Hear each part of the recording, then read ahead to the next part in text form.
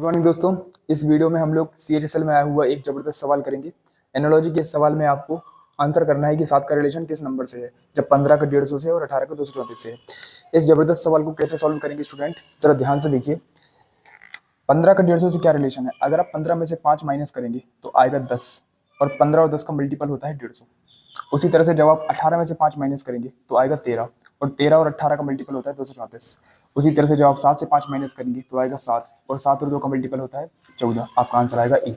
अगर आपको वीडियो पसंद आई तो लाइक करिए।